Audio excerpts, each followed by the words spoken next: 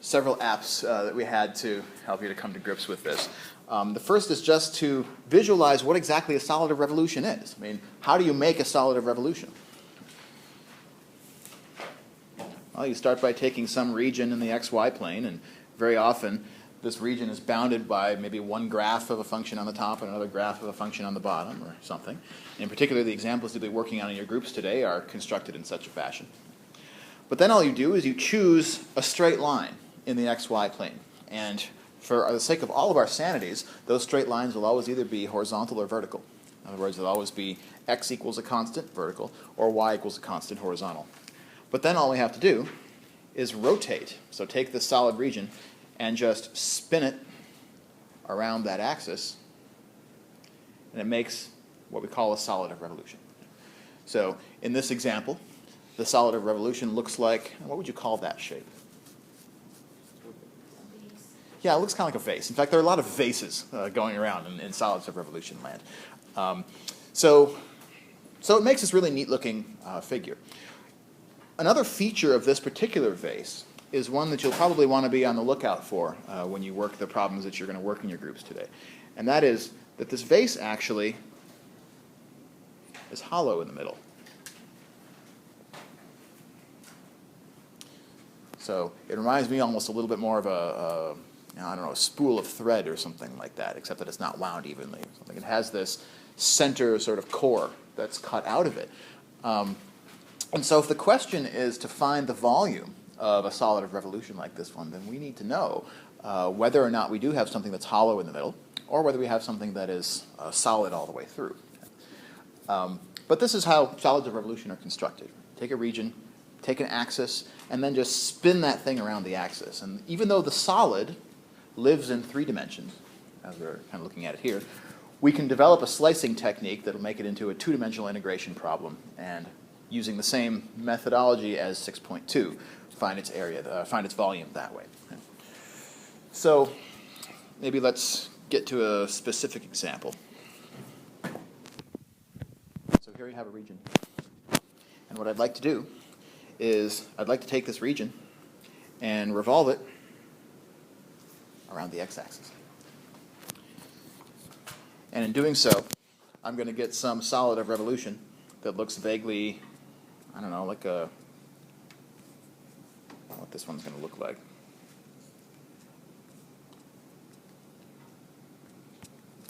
Let's come up with it here. So if I revolve this around the axis,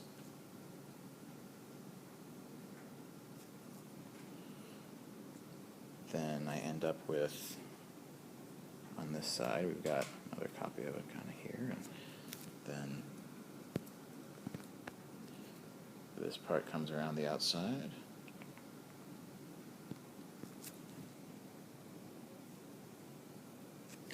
So that's what my solid of revolution looks like. What would you call that? Volcano. Yeah, I was thinking volcano. It seems like an apt description. So how in the world am I going to find the volume of this volcano? Not how loud it is, but how big it is. So in sections 6.3 and 6.4, you read and watched videos about particular kinds of slicing methods, namely 2 different kinds of slicing methods. What were they called, first of all? Washers was one of them, and the other was shells. So washers and shells, those are the 2 methods that you have at your disposal to work with today. And so looking at this example, which method would you like to use? Or in other words, the same question is, how would you like to slice this solid of revolution in order to determine its volume?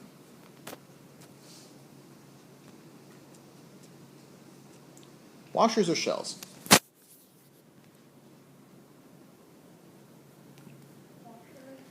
If we use washers, then how are we slicing? So perpendicular to which axis are we slicing? Yeah, you had it right. Perpendicular to the x-axis. In other words, we're going to take a slice that goes in that direction. So we're going to bring our slicing machine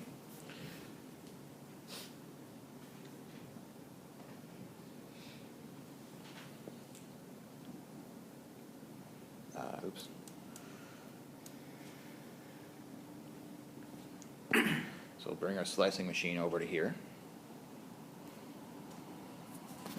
And we'll take a slice in that direction. And what does that slice look like? If we take a slice over here and we pull it out of our diagram,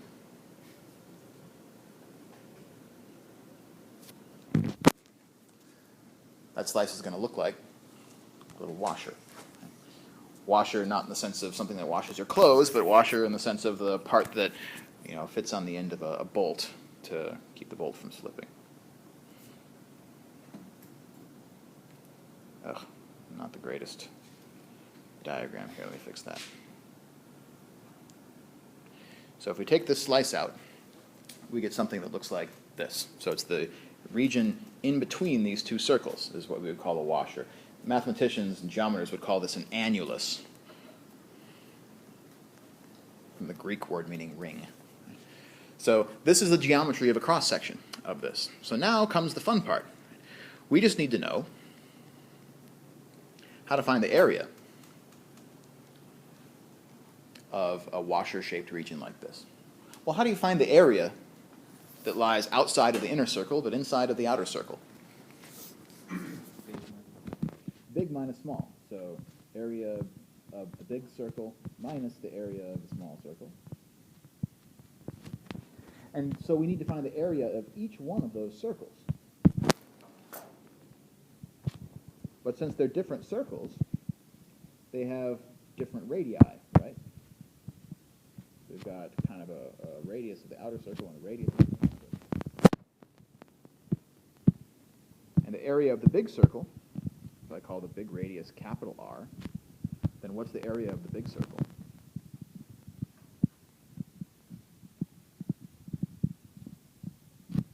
Pi times big R squared. And if my small circle in the middle has radius little r, then what's the radius of the little circle? Pi times little r squared. And so the area of this ring shape, washer shape thing is the difference, pi times big R squared minus pi times little r squared. So now comes the part that is the trick, right? If you've looked at the videos and tried a couple of practice problems and what have you on this, that always the trickiest part is figuring out what these radii are. Because as soon as we know what the radii are, we have a formula that tells us how to find the area of the washer. And from that formula for the area of the washer, how do we then get the volume?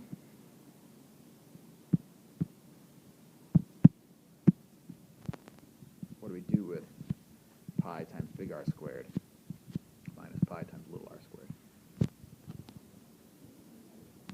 Times the height, and the height here is the thickness of one of these slices, which yesterday we called dx. So we'll multiply that by dx. But then it becomes an infinitesimal quantity, and so to make it into a tangible quantity again, we need that integral. And in our example, what are the limits of integration on x? So x is going to start at 2. That's the left side. And it's going to go up to 6. That's our right-hand side. 6. So there's our limits of integration. All right. So now we know what to do for calculus. All we have to do now is do the little bit of geometry, analytic geometry really, that can tell us what is the big radius and what is the small radius of one of these slices. So here's what I like to do for that. What I like to do is just draw. So first of all, have a nice picture like the one that we have up here. I'm going to kind of declutter it as much as I can so that we go back to what we originally started with.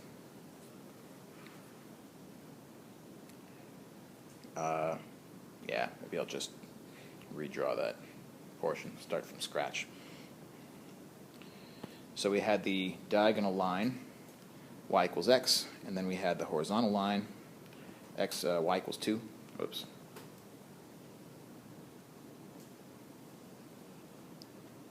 Try and get this as accurate as I can. Oops. There we go. Y equals 2, and then we went out to 3, 4, 5, 6. And so there was my region inside this triangle. And then what I like to do is just draw in a line starting from my axis of rotation, which in this case is the x-axis, and then just going out to the outer edge here. So it's starting on my axis of rotation, it's going all the way out to the outer edge. And then I'm going to draw in kind of big dots here at where my inner radius will stop and where my outer radius will stop. So the point of this is that now we're looking again at a two-dimensional picture.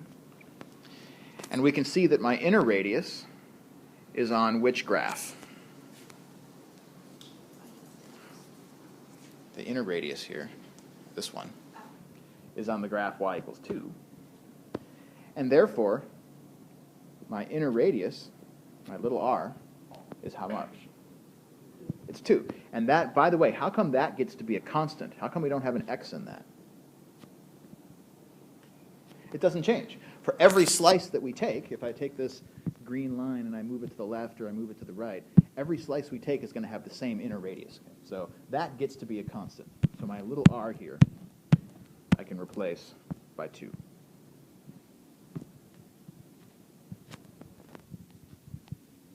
Great. Now how about the outer radius? Measure my outer radius, is this whole thing. From the axis of rotation to the very top of my figure is how much distance? Well, it's 4 if, well, in this particular, it would be 4 if we were right here.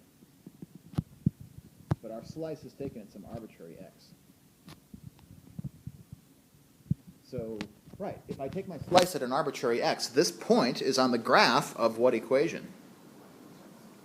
Directly above it, y equals x. Therefore, this y distance, so sometimes what I like to do is I just like to write y in there for now, just to keep my bearings, because I'm really measuring a distance in a vertical distance on this graph. So this is the y distance from the x-axis up to the top graph, which is y equals x. And so the total amount of that distance is equal to y, but because y lies on this graph, that distance is actually x. So my outer radius in this figure is x.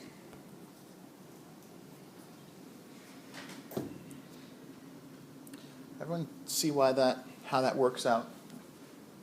I always, anytime I do a solid of revolution problem, I like to do this.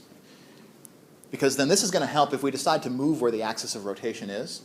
This same process can still help, right? Just draw a perpendicular line from the axis of rotation out to your either 1 or 2 graphs, depending on whether you have a hole through the middle of your figure or not. And then just measure each one of those radii. In this case, the radii are measured as differences in y, because our line segment is drawn vertically. If we were revolving around a vertical axis of rotation, we would be drawing a horizontal green line here, and then we would measure those radii as differences in x instead. So we'll do a couple of those examples, and then turn you loose into your groups today. But let's finish this one. Now that we have our integral set up, pi x squared minus pi times 2 squared, we just need some antiderivatives. Let's simplify pi times 2 squared. That's just 4 pi. So what's an antiderivative for pi x squared? Actually, we already did this one today. Pi x cubed over 3. I agree. And what's an antiderivative for 4 pi? 4 pi x. How come it's 4 pi x? 4 pi is a constant, exactly. Even though pi doesn't look like a number, it is, right? So 4 pi is a constant, therefore the antiderivative is that constant multiplied by x. And then we just have to evaluate this from x equals 6 and x equals 2 and subtract. So pi times 6 cubed over 3, that's pi times 216 over 3, that's 72 pi. Minus 4 pi times 6, that's 24 pi. So there's our first evaluation. And our second evaluation, when we put in a 2, is 8/3 pi minus 4 pi x will be 8 pi. and then just finish out this arithmetic. So 72 minus 24 plus 8, so that's 72 minus 16, that's 56, minus 8/3,